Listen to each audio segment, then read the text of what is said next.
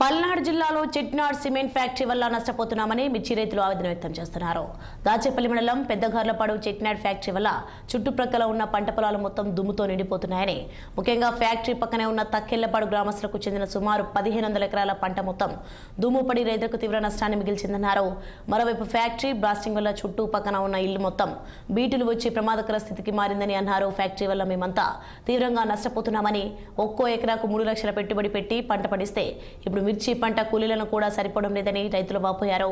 Factory నుంచి వెలువడే దుమ్ము వల్ల మిర్చి కోయడానికి కూలీలు కూడా రావడం లేదన్నారు.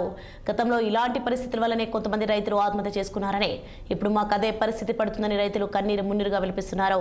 గత ప్రభుత్వానికి మా గోడు వినిపించినా పట్టించుకోలేదని, ఇప్పుడు అధికారంలో ఉన్న కూటమి ప్రభుత్వం అయినా మమ్మల్ని ఆదుకోవాలని రైతులు ఆవేదన వ్యక్తం చేస్తున్నారు. మాది ఫ్యాక్టరీ కాడ పొలం చుట్టూ ఉంది, 3 ఎకరాలు అమ్మి ఉన్న 3 ఎకరాలు ఉంది. దోబడి దేనికైనా పనికి రాకుండా పోతాం. పొలం మిరగాల కూలీలను తీసుకొచ్చుకుంటే సగం కోసి మేము ఎగదింగిపోతాం. మేము పోయామని 400 కూలి ఇచ్చినా రామంటారు. దయచేసి మమ్మల్ని మా ఎమ్మెల్యే గారు కూడా పట్టించుకొని మా పరిష్కారం చేయాలి. అది కోరుతున్నాం ఎమ్మెల్యే గారిని కూడా. దుమ్ము ధూళిపడి కాయలు పనికి రాకుండా పోతున్నాయి. అసలే మార్కెట్ 10,000 ఉంది. ఈ దుమ్ము ధూళికి 4,000కి అడుగుతున్నారు. కోస్తే 4,000 కూలి అవుతుంది కింటర్కి కోస్తే. మమ్మల్ని దయచేసి ఫ్యాక్టరీ వాళ్ళు అయినా మా ఎమ్మెల్యే గారు అయినా దయచేసి మమ్మల్ని పట్టించుకొని ఆ పరిష్కారం ఏదో చేయాలి.